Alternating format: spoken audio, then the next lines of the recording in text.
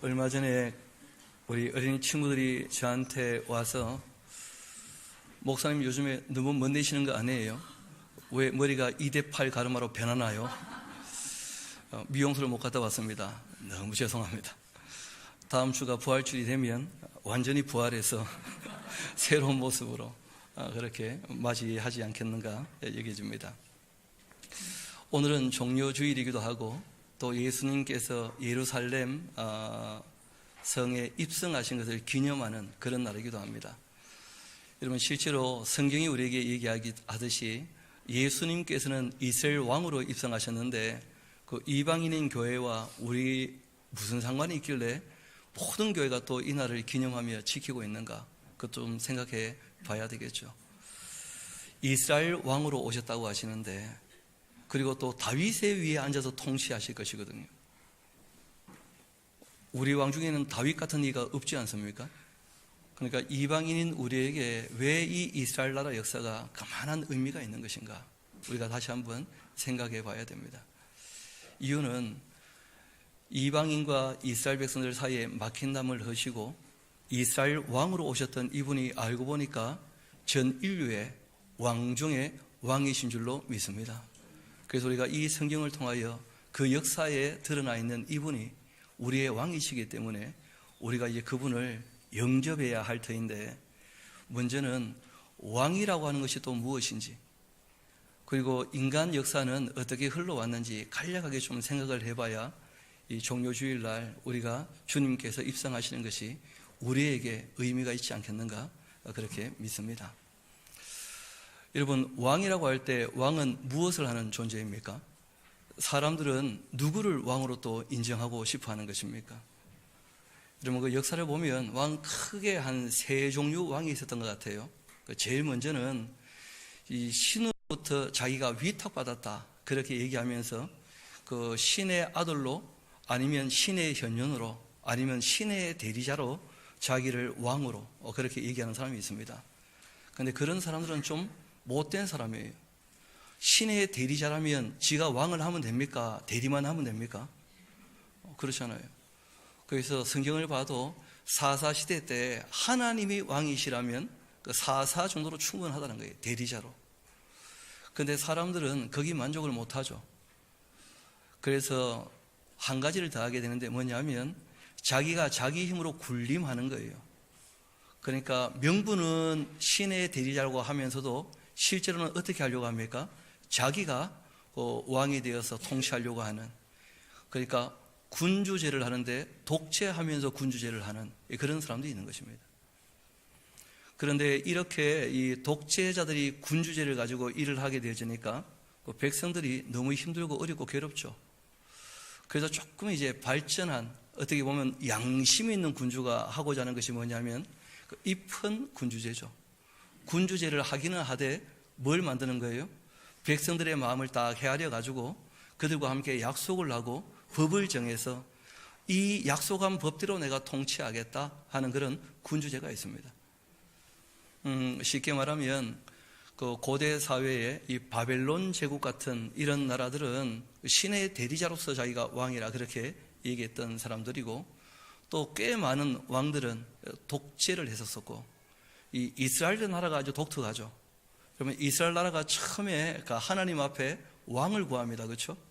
그리고 난 다음에는 백성들이 어떻게 합니까? 하나님 앞에다 제비 뽑아서 왕을 세워요. 그리고 또 이 왕이 바뀌게 되어지면 어떻게 합니까? 백성들이 왕과 함께 만나가지고 어떻게 통치할지를 물어봐요. 르호보암이라는 사람 기억나시죠? 솔로몬이 이제 죽고 난 다음에 르호보암이 왕이 되니까 세겜에 함께 모여가지고 왕은 어떻게 통치하실지 물어봐요.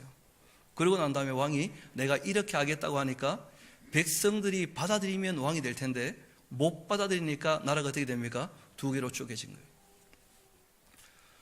다윗이 왕이 될 때에도 당연히 잎은 군주제입니다. 왜냐하면 하나님께서 인정하신 이 다윗의 통치는 뭐였냐면 내가 얘기했던 그 법을 따라, 그러니까 정말 하나님의 대리인으로 일을 했기 때문에 하나님이 만드신 법을 쫓아서 이 백성을 통치했다는 거예요. 그래서 하나님께서 이 다윗의 통치를 정말 위대하게 생각하셨고, 다윗은 그 하는 모든 일이 내 마음에 꼭 드는 사람이라. 그래서 예수님이 이제 다윗의 위에 앉는다는 말은 무슨 말이냐면 다윗이 이 땅에서 통치했던 그 통치가 하나님 마음에 너무 들었다는 거예요. 그런 왕을 이제 기대하는 것이죠. 여러분, 실제로 왕이 무슨 일을 하느냐? 참 이스라엘 백성들이 요구했던 것처럼 왕에게 기대하는 것이 있습니다. 그게 뭐냐면 생명을 지키고 보호해 달라는 거예요. 우리 힘으로는 이겨낼 수가 없으니까.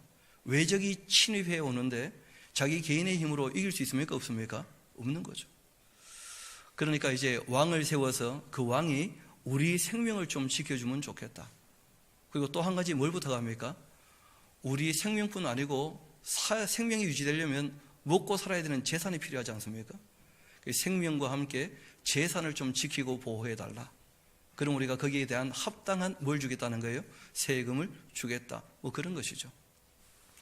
그런데 잘 아는 것처럼 왕정시대, 이 군주시대가 지나가면서 그 봉건사회, 그 왕의 힘이 좀 빠지게 되어지니까 그 제후들이 일어나가지고 이제 힘을 내게 되어지지만, 그러나 이 모든 것들은 다 지나가는 것이었고, 지금 우리가 보고 있는 제일 좋은 이 정치 제도는 공화제죠, 공화제. 그러니까 한 사람에게 힘을 몰아줘서는 안 된다는 것이죠. 그래서 힘을 어떻게 하자는 거예요? 좀 공평하게 나누어 갖자. 공화제는 뭐 크게 우리가 잘 아는 대로 두 가지 정도로 우리가 지금 받아들이고 있는데, 하나는 그 상원, 의원, 하원 그렇게 나누어서 내각제를 하게 되어지죠. 내각제. 그래서 입법과 행정을 이제 그 내각에서 다 만들어가는 거예요. 그 총리가 제일 힘이 센 것이죠. 우리나라는 좀 다르죠. 우리나라는 미국을 닮아가지고 어떤 제도입니까? 대통령제. 공화제를 하는데 그 힘을 세 개로 나눈 거예요. 세 개로. 그래서 행정은 누가 하고요? 대통령이 하고. 그리고 이제 입법은 누가 합니까? 국회의원이 하고. 그리고 또 그 사법권, 이 재판관들이 따로 있고. 여러분, 인류가 그 오랜 역사 가운데에서 사람의 생명과 그리고 그 재산을 지키려고 별짓을 다 해본 거예요. 그리고 역사가 여기까지 흘러왔지 않습니까? 말 그대로 엎어치고 매치고 앞치고 뒤치고 다 해봤어요. 여러분, 지금 나라가 평안합니까? 어떻게 생각하십니까? 여러분, 사람이 사람을 통치한다는 것은 한계가 있다는 거예요. 사람이 사람을 통치하기 위하여 이런저런 제도를 만들고 애를 써보지만 결국 안 되고 만다는 거예요. 게다가 이스라엘 나라도 하나님을 왕이라고 얘기를 하면서도 사람이 왕이 되어 있으니까 또 그 사람이란 존재 자체가 완전합니까? 불완전합니까? 그러니까 왕조가 바뀌거나 아니면 세습을 내서 왕을 이어간다 할지라도 나라는 정말 시끄럽고 힘들고 어렵고 피가 피를 뒤대이는 일들이 끊임없이 일어난다는 거예요. 그래서 성경은 우리에게 말씀하십니다. 전능하시고 영원하시며 선하신 분, 참되신 분, 의로우신 분, 그분이 통치하셔야 진짜 너희들이 행복하지 않겠는가? 그 사실을 알게 된 사람들은 누구나 다 하나님 앞에 무릎을 꿇으며 하나님이 우리의 왕이 되시기를 원하고 있는 줄 믿습니다. 그건 저도 마찬가지입니다. 사람이 사람을 통치한다는 것 자체는 똑같은 인간 입장에서도 일단 자존심이 상해요. 여러분, 별로 안 상합니까? 누가 나보다 위에 있다 그렇게 생각하면 기분 좋습니까? 기분 나쁩니까? 기분 나빠요. 하나님이 우리 위에 계시면요 아무 문제 없어요. 하나님이신데. 성경이 처음부터 우리에게 얘기하는 것이 뭐냐면 하나님이 통치하셨는데 인간이 교만해서 하나님의 통치 자체도 뭐 했다는 거예요? 거절했다는 거예요. 자기가 스스로 주인 되고 싶었다는 거예요. 거기서 이제 이야기가 시작되는 것이죠. 그런데 그를 할 때 그 사람을 부추긴 존재가 있습니다. 그건 누굽니까? 그 마귀죠, 마귀. 그래서 그 마귀를 우리가 뭐라 그럽니까? 왼수라 그래요, 왼수. 하나님과 우리 사이를 갈라놓는 이 왼수가 있어서 더 큰 문제가 된 것이죠. 결국 이제 진짜 왕이신 예수님이 오셔서 뭘 할 것인가? 이 마귀의 세력을 어떻게 하실 것입니까?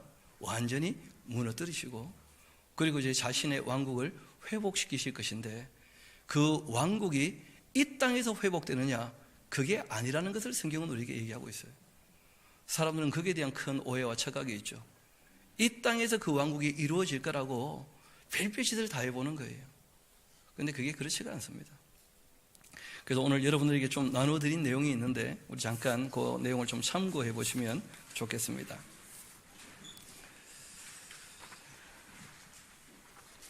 여러분에게 나누어드린 것은 한 장인데 저는 한 5장 정도를 정리해 왔어요. 오늘 다 못 마칠 것 같아서 간략하게 정리하시고 다음에 우리가 강좌를 하거나 공부할 기회가 있으면 한번 따박따박 따져보면 좋겠습니다. 여러분, 성경은 이미 그 사람이 하나님을 배신하게 되었을 때 하나님께서 새로 회복할 것에 관하여 예언하셨고 그 예언이 누구로 말미암아 이루어진다는 거예요? 예수 그리스도로 말미암아서 이루어질 것이다 하고 이제 말씀하셨고 그것이 이루어졌다는 거예요. 우리 그래서 그 갈라디아서 3장 16절을 봅시다. 이 약속들은 아브라함과 그 자손에게 말씀하신 것인데 여럿을 가리켜 그 자손이라 하지 아니하시고 오직 하나를 가리켜 내 자손이라 했는데 곧 누구라는 거예요? 이 말이 무슨 말이냐면 아브라함에게 또 이삭에게 내 자손으로 말미암아 천하 만민이 복을 받게 될 것이다. 그러니까 아브라함의 자손 특정한 누군가로 말미암아서 누가 복을 받아요? 천하 만민이 복을 받을 거라는 거예요. 그분이 누구냐는 거예요. 그래서 이 바울은 그걸 구약을 다 통달했기 때문에 알게 되었죠. 바로 그분이 오셨던 메시아 예수 그리스도이시다. 이걸 이제 밝히고 있는 것입니다. 여러분, 근데 그 왕이 그 2번 오실 거예요. 2번. 지금 이미 한번 오셨죠. 그리고 다시 오실 겁니다. 여러분, 이것은 이제 하나님의 성품 같은 것이기도 한데 그 이스라엘 백성들에게 그 가나안 땅을 주실 때 전쟁에 대하여 이런 말씀을 하셨어요. 제일 첫 번째는 전쟁할 때 악은 도말하지만 그러나 아직 하나님을 알지 못하는 사람들에게는 평화를 먼저 어떻게 하라는 거예요? 선포하라는 거예요. 하나님의 통치를 받겠는지 받지 않겠는지 그 복음을 먼저 전하라는 거예요. 그럼 그 복음을 전하고 난 다음에 그 복음을 받아들이게 된다면 하나님을 왕으로 인정한다면 하나님의 통치 아래 있으면 다 함께 하나님 백성이라는 거예요. 그런데 그 평화의 제의를 받아들이지 아니하면 그때 어떻게 합니까? 그때는 전쟁이 선포되는 거예요. 여러분, 그래서 예수님께서 그 초림하셔서 예루살렘 입성을 하실 때에는 말 그대로 말을 타시고 오셨습니까? 나귀 타고 입성하십니까? 왜 나귀를 타고 입성하시죠? 평화의 왕이라는 거예요. 평화의 왕. 이 예루살렘을 통하여 이 온 세상에게 하나님께서는 평화의 왕으로 오신다. 그 왕을 어떻게 하라는 거예요? 영접하라는 거예요. 오늘과 시편 2편에서 봤던 것처럼 그의 아들에게 입맞추는 자들은 어떻게 될 겁니까? 살 거라는 거예요. 그런데 외형적으로 보기에 그분이 입성하시고는 사람들에게 어떻게 되었습니까? 버림받으시고 십자가에 달리시고 돌아가시고 그리고 이제 우리가 아는 대로 정말 사흘 만에 부활하시고 이제 승천하시고 성령님이 오셔서 이 모든 사실을 깨닫게 하신 것이죠. 그래서 이 사실이 지금 계속 어떻게 되고 있다는 거예요? 선포되고 있다는 거예요. 하나님께서 왕이시다. 그의 아들에게 입을 맞춰야 한다. 이 평화의 지혜를 받아들여서 주님의 이 회개에 대한 복음, 용서에 대한 이 복음을 받아들이게 되어지면 하나님의 자녀가 되는 권세를 주셨지만 그러나 이 지혜를 받아들이지 아니하면 예수님 다시 오실 때 어떻게 하실 겁니까? 백마 타고 오셔서 하나님을 왕으로 인정하지 않는 자들을 다 끝내버리실 거라는 거예요.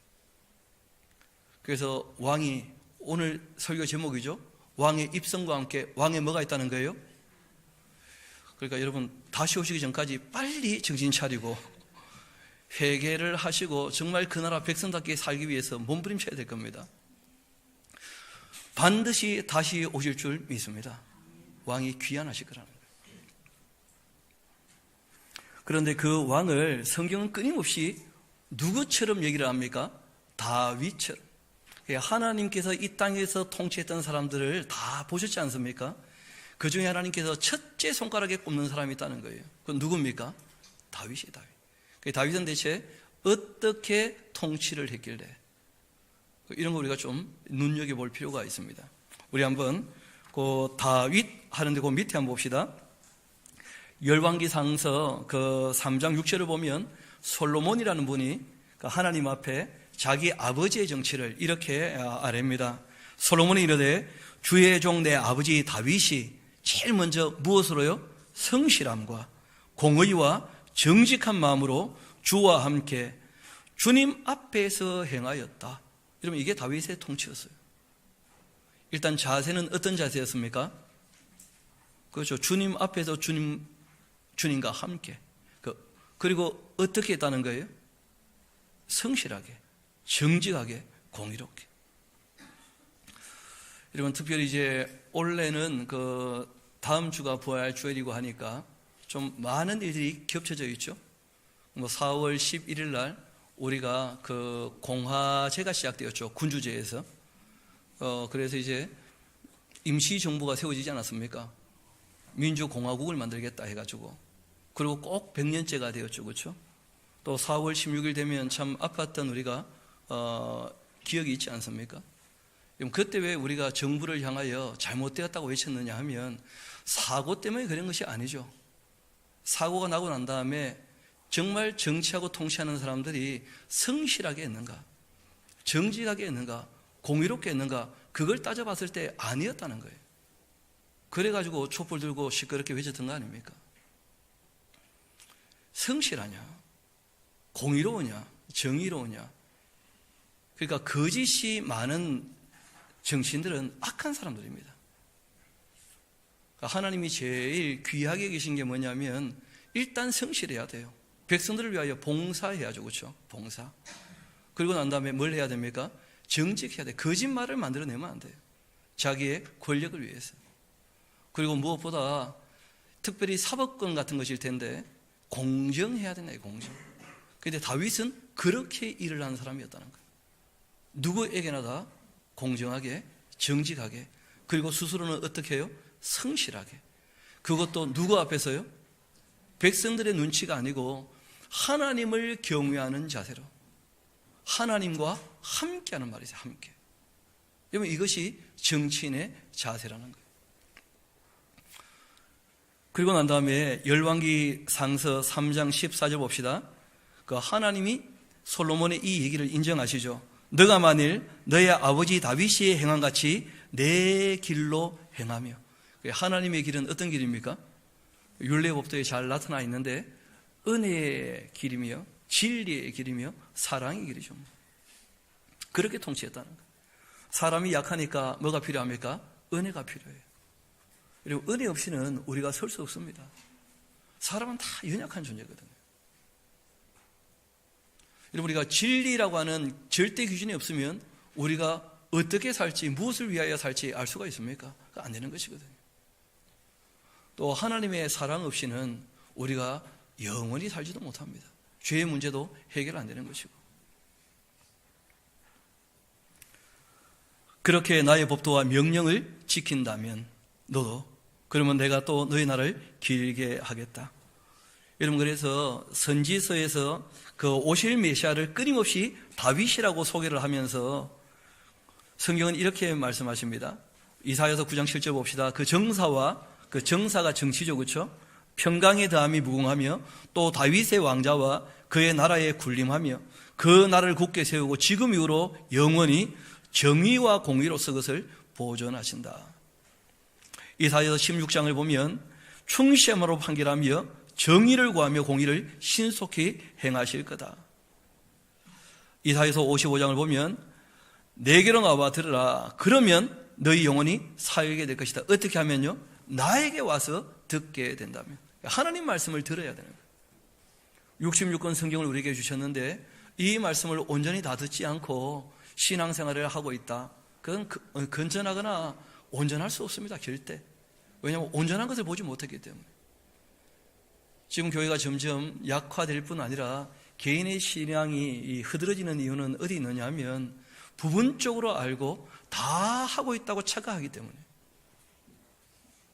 전체를 알고 확실하게 하려고 힘쓰고 애를 써야죠. 그게 안 되고 있는 것이죠. 이어봅시다.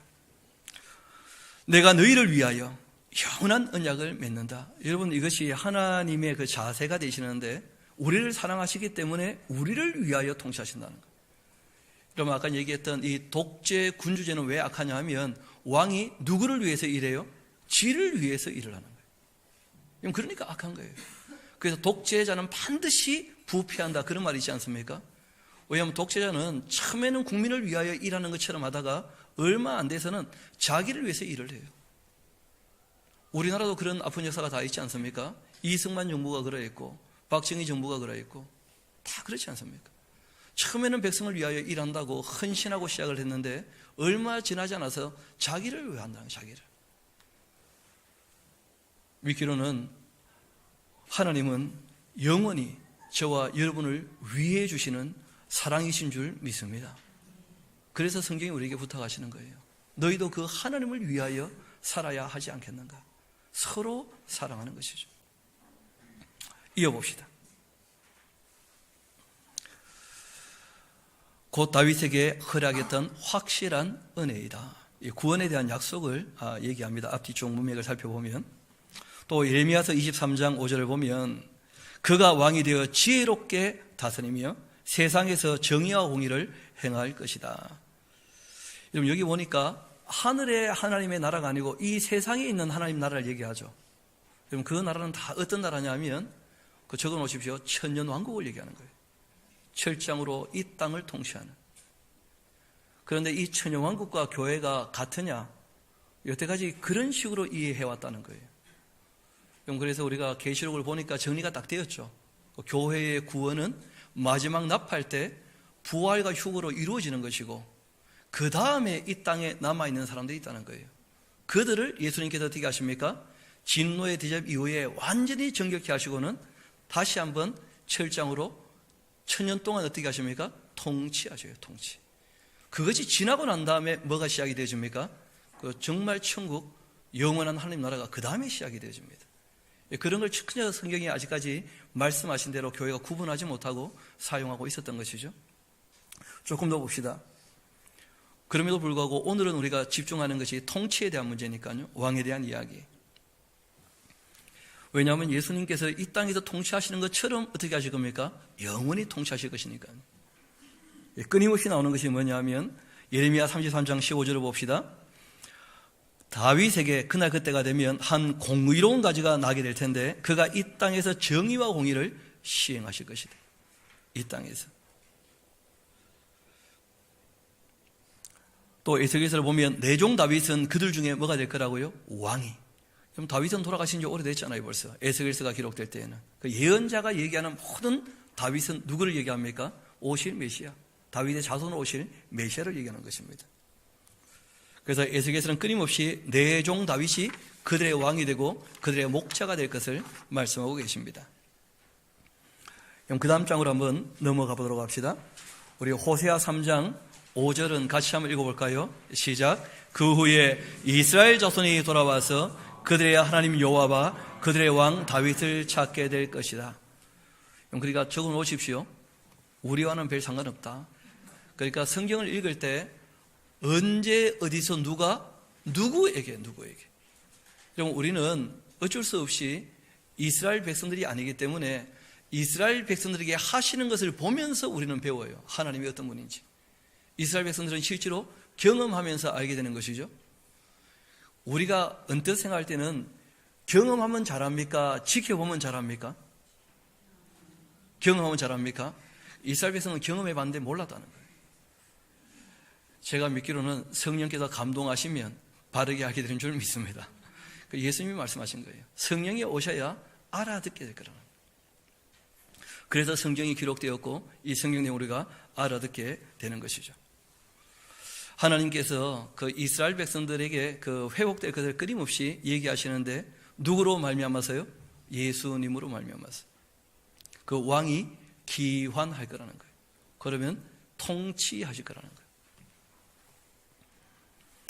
그래서 복음서에도 끊임없이 예수님을 뭐로 소개합니까? 다윗의 자손이라. 그렇게 이제 다 소개하고 인정하고, 메시아를 지칭하는 제일 대표적인 표현이 무엇입니까? 다윗의 자손이요. 호산나, 우리를 구원해 주시라. 그렇게 외쳤던 것이었죠. 여러분, 그런데 성경에 보면 반전이라면 반전이랄까요? 놀라운 이야기가 한 가지가 있습니다. 우리 먼저 마태복음 22장 42절 봅시다. 너희는 그리스도에 대하여 어떻게 생각하냐? 누구의 자손이냐? 대답하되 다윗의 자손입니다. 예수님 말씀하십니다. 그러면 다윗이 성령의 감동이 되어서 어찌 그리스도를 주라 칭하여 말하되 주께서 내 주께 이르시되 내가 내 원수를 내 발 아래에 둘 때까지 내 우편에 앉아 있으라 하셨도다 그렇게 했냐? 다윗이 그리스도를 주라고 칭하였다면 어찌 그의 자손이 되겠느냐? 하고 되물어보신 거예요. 그럼 한번 물어봅시다. 예수님은 다윗의 자손입니까? 자손이 아닙니까? 여러분, 그래서 우리가 예수님에 대하여 완전한 하나님이시며 완전한 사람이시다 하는 예수님의 존재에 대한 이 내용들을 정리하게 된 거예요. 예수님은 성령으로 잉태하신 하나님이신데, 하나님이시면 영원하신 분이시죠. 다윗의 자손일 수가 없다는 거예요. 그런데 마리아에게로 말미암아 태어난 동정녀 마리아에게서 나신 참 하나님이시면서 참 누구시라는 거예요? 사람이시라는 거예요. 사람으로 이 땅에 오실 때에는 누구의 후손으로 오신 거예요? 다윗의 후손으로.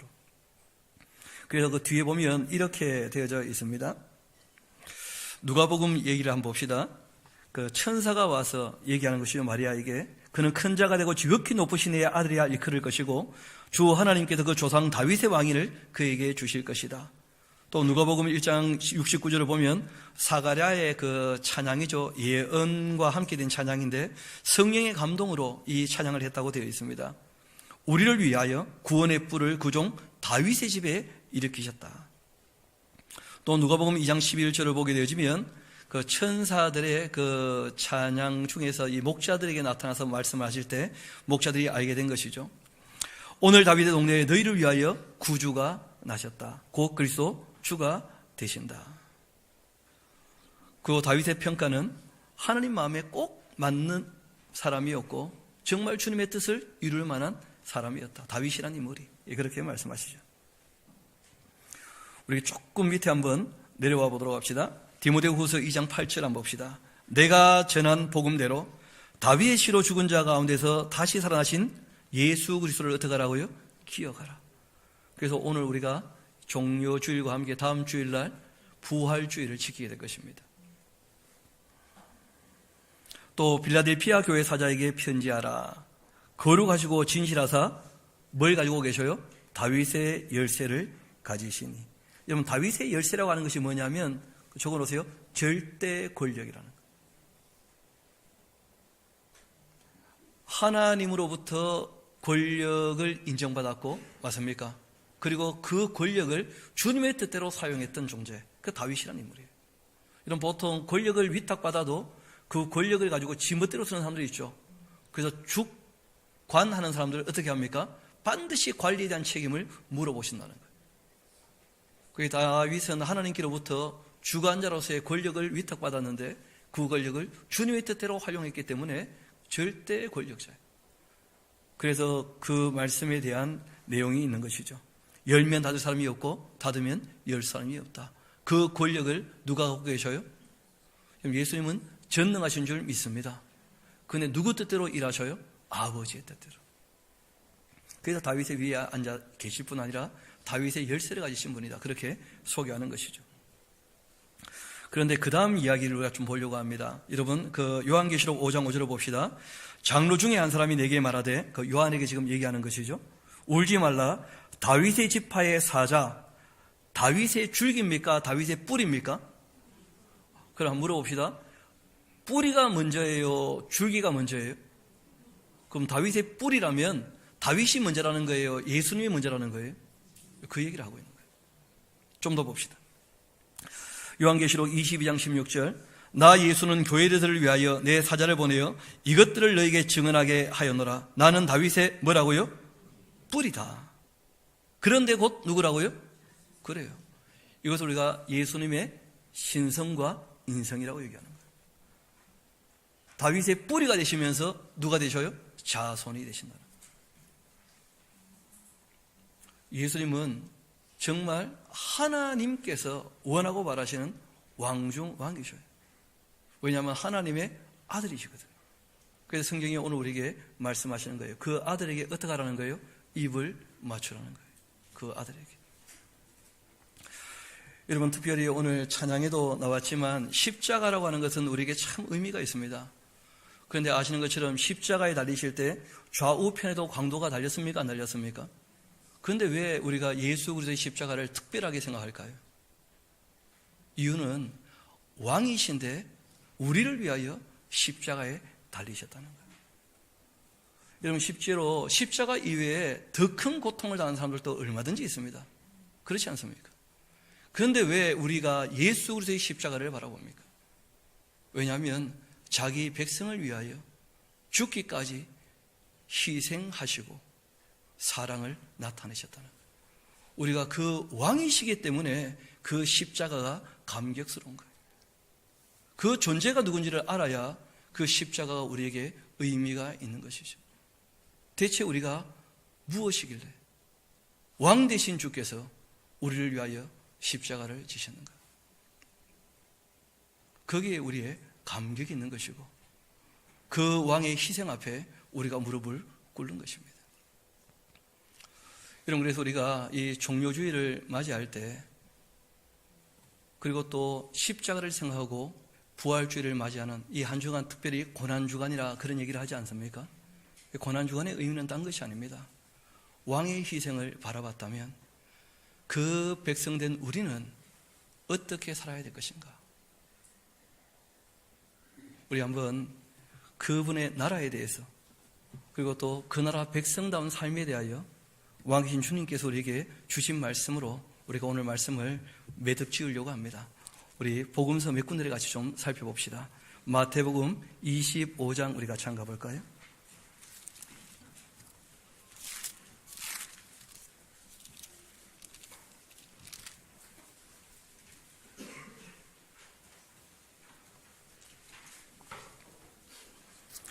(31절에) 있는 말씀부터 한번 읽어드리겠습니다. 마태복음 25장 31절입니다. 인자가 자기 영광으로 모든 천사와 함께 올 때에 자기 영광의 보좌에 앉을 것이다. 모든 민족을 그 앞에 모으고 각각 구분하기를 목자가 양과 염소를 구분하는 같이 그렇게 하여 양은 그 오른편에 염소는 그 왼편에 두리라. 우리 34절 같이 한번 읽어볼까요? 시작. 그때 임금이 그 오른편에 있는 자들에게 이르시되 내 아버지께 복받을 자들이여 나와 창세로부터 너희를 위하여 예비된 나라를 상속받으라. 어떤 나라가 있다는 거예요? 예비된 나라가. 이 땅에 있는 이 나라는 크게 두 가지입니다. 하나는 뭐냐면 이 세상 임금에게 속한 나라가 있어요. 그게 이 나라의 대세죠. 그렇죠? 그래서 이 세상은 멸망한다는 거예요. 그럼에도 불구하고 이 세상 나라를 알지라도 천국의 모형 같은 곳이 있다는 거예요. 이 땅에 있는 주님의 몸된 교회, 또 주님의 섬기는 그 가정들, 또 하나님을 왕으로 섬기는 그 사람의 마음, 그것이 바로 천국의 뭐와 같은 거예요? 모형 같은 것이다. 그래서 너희를 위하여 예비된 나라가 있다는 거예요. 그런데 그 나라 백성들 어떤 사람들이냐? 그 다음이 중요하죠. 내가 줄일 때에 너희가 먹을 것을 주었고 목마를 때에 마시게 하였고 나그네 되었을 때에 영접하였고 헐벗었을 때에 옷을 입혔고 병들었을 때에 돌보았고 옥에 갇혔을 때에 와서 보았느니라.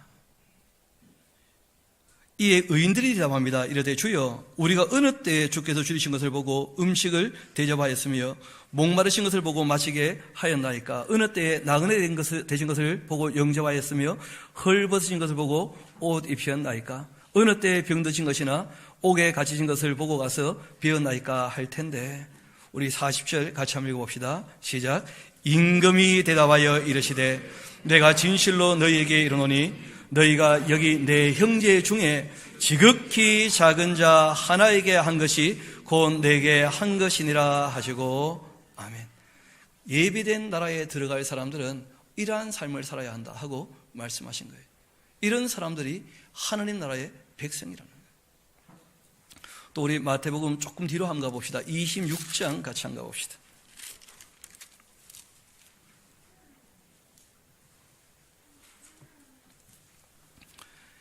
거기 보면 26절부터 한번 같이 볼까요? 마지막 만찬에서 이제 그 포도주를 같이 나눠 마시고 이제 하신 말씀이죠. 27절부터 한번 읽어드리겠습니다. 또 잔을 가지사 감사 기도하시고 그들에게 주시며 이르시되 너희가 다 이것을 마셔라.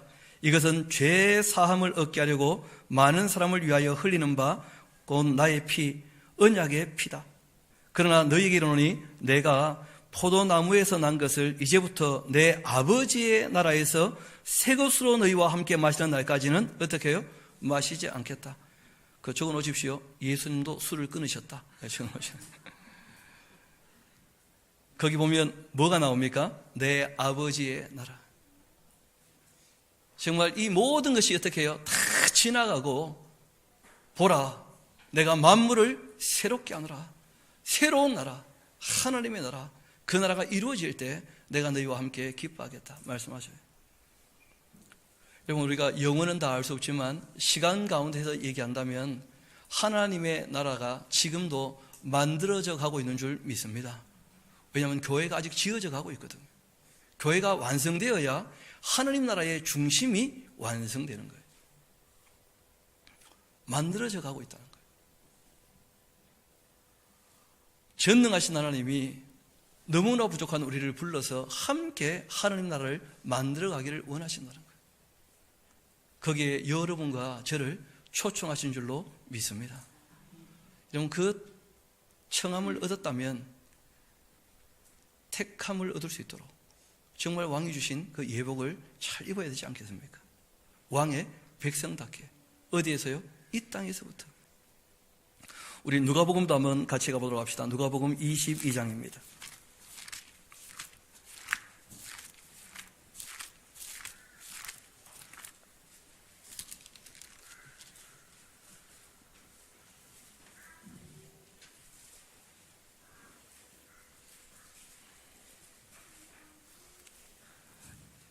예수님께서 제자들에게 하시는 말씀이었는데 우리 29절부터 제가 한번 읽어드리겠습니다.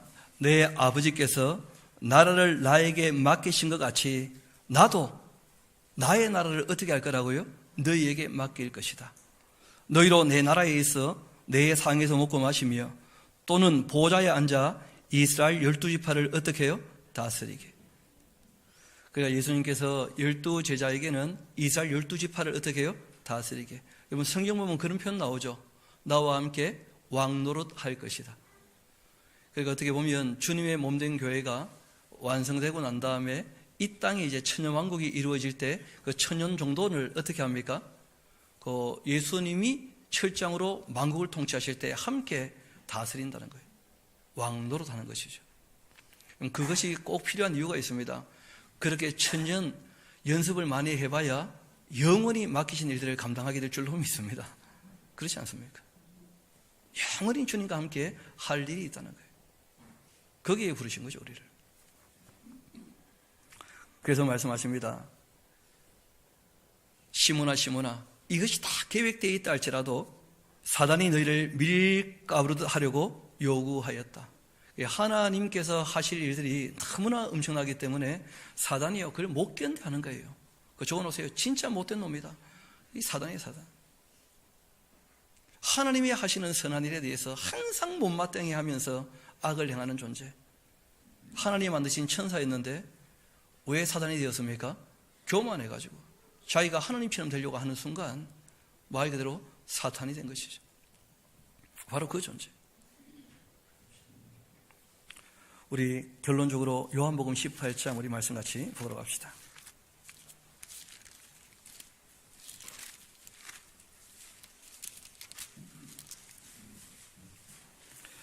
36절 말씀 같이 한번 읽어보도록 할까요? 요한복음 18장 36절 시작. 예수께서 대답하시되 내 나라는 이 세상에 속한 것이 아니니라.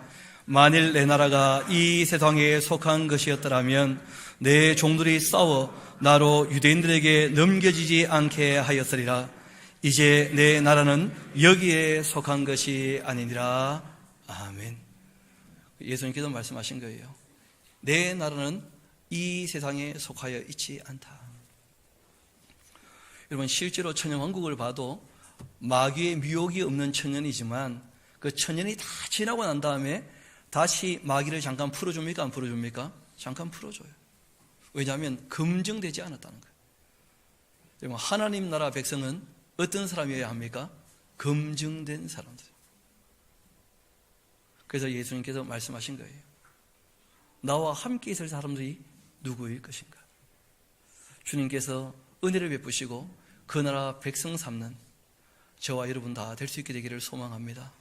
주님의 은혜의 자리에 참여하는 저와 여러분 되기를 소망합니다. 그 왕이 우리에게 희생의 본을 보이신 것처럼 우리가 이 땅에 살아갈 때 그 주님을 본받아 우리에게 부탁하신 대로 저도 여러분도 정말 자기의 기쁨을 추구하는 것이 아니라 주님을 위하여 또 이웃들의 유익을 위하여 희생하는 것을 기쁨으로 여기며 주님을 끝까지 따라갈 수 있게 되기를 부탁을 드립니다. 우리 함께 기도하도록 하시겠습니다.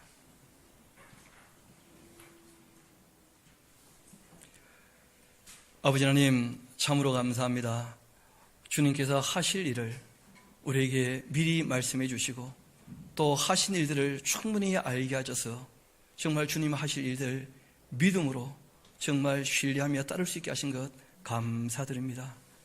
주님, 이 세상은 여전히 누가 자신의 왕인지 알지 못하고 스스로를 자기의 왕으로 세우며 그 교만한 가운데 자기 욕심을 따라 살아가면서 결국은 허망해지고 허무해지고 어찌할 바를 몰라 헤매고 있는데 저희들에게는 표대를 보여주시며 가야 될 길을 알려주시고 또 살아야 될 방법도 우리에게 하나하나 알려주신 것 다시 한번 감사드립니다. 주님, 아는 것으로 그치는 어리석은 사람이 되지 않게 하시고 주님께서 말씀하신 대로 정말 따라 살기를 소망하오니 저희들 끝까지 도와주시며 지켜주시고 인도하여 주옵소서. 주님 은혜 아니면 우리가 설 수 없는 것을 압니다. 우리의 약함을 아시오니 주님 늘 은혜와 진리 가운데로 우리를 인도하여 주옵소서. 모든 걸 주님께 의탁합니다. 감사드리며 우리 구주가 되시는 예수님 이름으로 기도합니다. 아멘.